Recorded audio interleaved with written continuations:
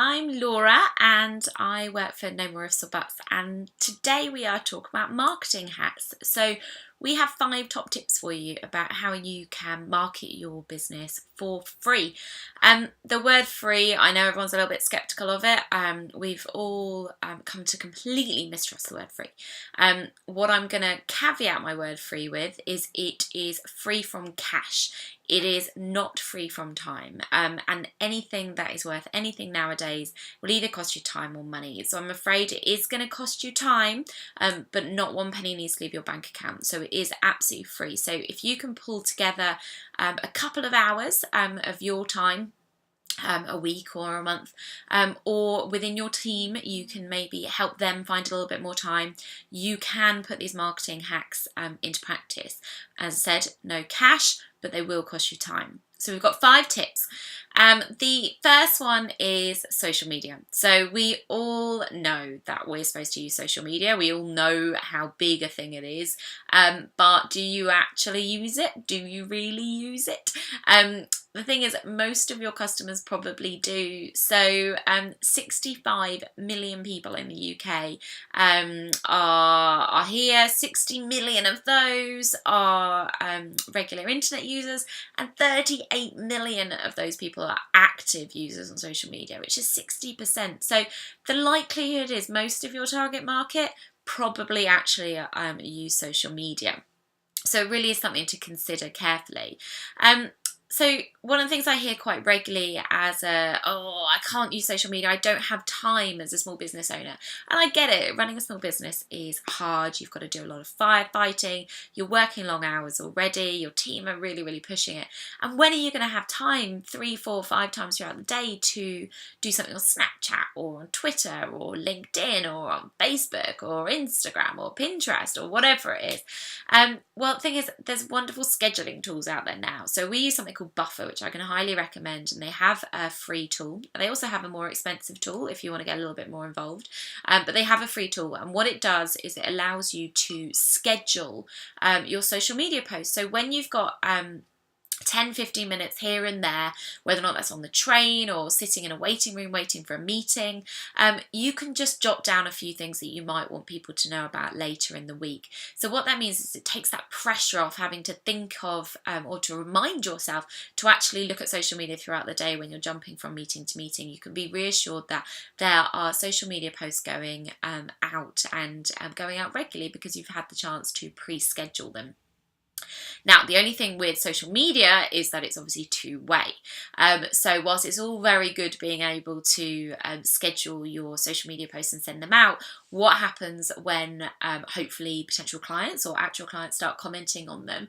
And unfortunately, in the situation that actually if they start making comments that are not positive, you're going to want to jump on them straight away. So just the real something of making sure your notifications are set up properly. The last thing you want to do is have somebody comment 2 or 3 times in a negative comment in particular and not respond. I mean, that's going to be the worst thing for you to do. So it's all very good scheduling the post, but we've also got to make sure is that you're aware of when people interact so that you can choose whether or not you need to respond. And one of the other things to think on social media that people often ignore is the opportunities for the new biz side of social media as well. So you can very easily, again through time, identify who your potential clients are.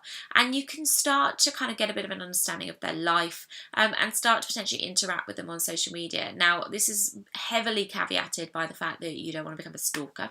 And also you've got to remember that if you're looking at their personal profile, that it's their personal profile, it's not their professional profile. So being very aware of where the boundaries are between personal and professional lives. However, by people putting things out on social media, they're obviously actively encouraging people to read about them. So take note of them. You know, if you can find out a little bit more information about your client, then that's a good thing as long as it's used in a sympathetic way. So the second thing is all around creating content. So it's really expensive to put a magazine ad in your trade press, or even ask if you can put an ad on their website, for example. And a lot of people can't afford to do that. However, the thing to know is that trade publications are really regularly wanting to find content, especially those ones that publish monthly or even more regularly than that. So they're trying to find content, and they need people in the industry to be able to provide that content, because there's only so much they can do themselves. So have a think about an article, have a think about what it is that you could be talking about that would be interesting to your peers. Now, this is not going to be an ad. It can't be 500 words just talking about yourself. And the trade magazine will absolutely not put that forward. But what you've got to do is think about something that is just a general interest point and a point of view.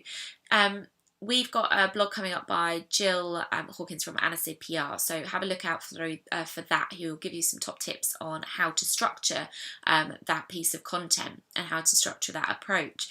But the thing to remember is that whilst you might have this big long piece of copy which isn't talking about your business, you will be able to put a bio next to it. So pretty much everyone will let you put 2-3 sentences about yourself and your business, and that's your chance to really nail the selling about why, if somebody's read this article and they've been interested in it, why they should then contact you. And that's when your marketing comes in. So you get to still have your name, your business. Quite often, if online, obviously you'll have your kind of social media and your website links on there as well. It's a good opportunity for people to see a little bit more about you. Now, again, on the writing front, the other opportunity is around blogging. And again, you have to be a writer, so I appreciate these two are very kind of writing orientated. But if you can't, if you don't feel comfortable writing, if there's somebody else in your team that actually is a little bit more confident writing long copy, whether or not you have it on your website or whether or not you have something which is on a separate website that's actually being pushed to draw traffic in through a different direction, it's worth thinking about. But again, remembering that it's not supposed to just be your diary. It's supposed to be professional. It's supposed to be encouraging people to see you as an expert in your field. So think about setting up a blog if you've not already got one. Again, it's no money. It doesn't cost anything to set one up. It is time and it is commitment to making sure it happens. And I appreciate that these are things we don't have a huge amount of. So third one is word of mouth and referrals. So we all know word of mouth is the best form of a new business. We all know that if a friend recommends a restaurant or recommends a film at the cinema, you're more likely to go and see it than if they don't recommend it. And it's why things like TripAdvisor become so big, where there's actually a rating element in there. So think about it in terms of referral programs. So if you are looking at your customer base, are they likely to recommend you? Do you have a good enough relationship that they'd recommend you? And if they are, think about setting up a loyalty kind of referral program. So if they're likely to recommend you once, 2, 3, 4, 5 times, depending on the type of product or service you have, is obviously more going to lead you in terms of how many times they're necessarily going to recommend you. Put together a program and let your customers know about it. So actually, if they recommend you however many times, they get free products, or they get a discount on their service, or maybe they even get some kind of prize, whether or not that's a financial prize or a technology prize. Always works quite well. Something like that can really encourage people to say something and recommend you when they probably would have done, but they didn't really think about it. It just gives that little prod to remind them that you're there and actually it's in their benefit to do it. And something else around recommendations is LinkedIn. So when was the last time you looked at your LinkedIn profile? There's so many people out there that can help you generate your LinkedIn profile and will charge you lots of money, but it's not that hard to do it yourself. And there's so many blogs out there that you can read about it. But the one thing that I would definitely recommend on doing that is getting recommendations. So dropping notes to your clients, whether or not they're past or present, and asking them to recommend you on there. And obviously, ideally returning the favour as well.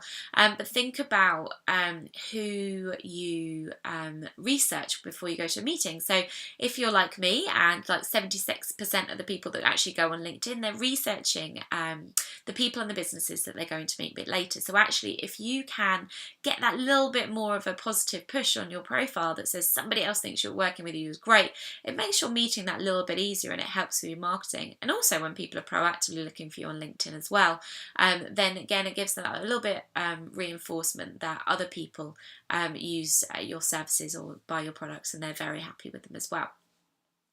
So another option is doing a bit more charity work. So think of it as a mini CSR program. People think of corporate social responsibility programs as something for big businesses, but they don't need to be. They are really helpful for small businesses, particularly marketing wise. So think about somebody or a group of people that can't afford to buy your products or pay for your services, and have a think about how you can potentially supply them with something without them paying.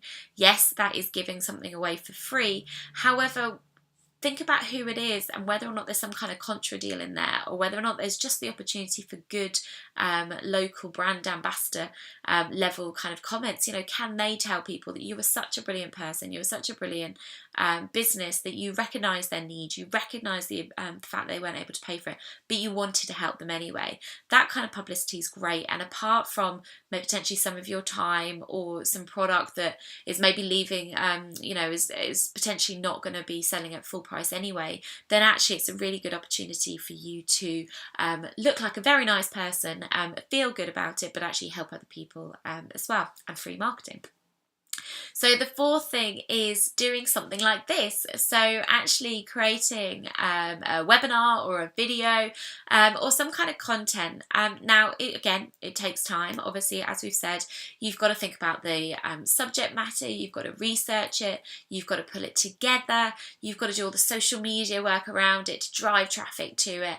And yes, there's a lot of groundwork, but actually, in essence, it's free. Again, you'll see loads of opportunities to make things like this really fancy and really flash. And yes, that's lovely when you've got money, and it's a great thing to think about investing in the future.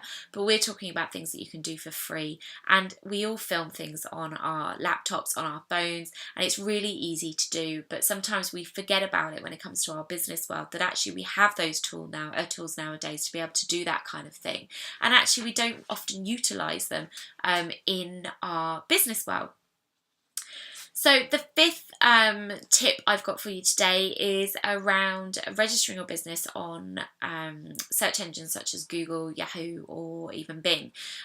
We are able to register your business address and actually come up as Google Place. And I don't know about you, but I spend a lot of time with my head in my phone between meetings, working out where it is I'm going.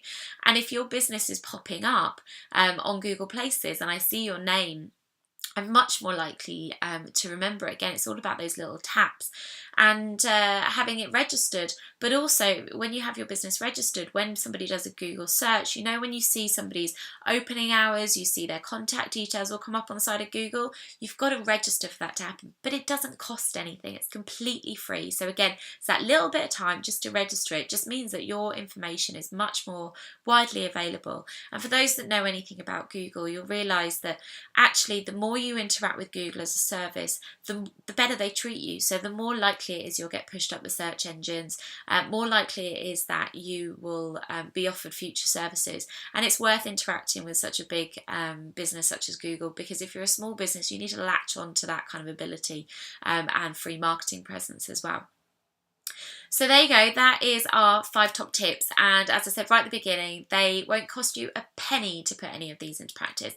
They will cost you time, and so yes, you've got to think about how you're going to fit that into your day-to-day, but unfortunately, you know, that's the world of running a business. So what I'd suggest is don't try and do everything at once. I think that's always a very, very bad idea. What the thing to do is to pick one of these, start with it for a month, then do something else, then do something else, and within 6 months you're going to have done all of it, and you're going to have a free little mini marketing campaign. As I said at the beginning, think about who your target market are. Make sure you're doing things that actually are going to be beneficial. There's no point spending time, even if you're not spending cash on it, doing something that nobody's going to see that you actually want to see anyway. You've got to think about where your target market is, where they operate and what they're doing. So once you've established that, phase things in terms of your marketing plan and be organised, but also be cheeky. Who can you talk to? Who can you speak with that will actually help you in your marketing efforts? So at No More Office Box, we don't actually do marketing.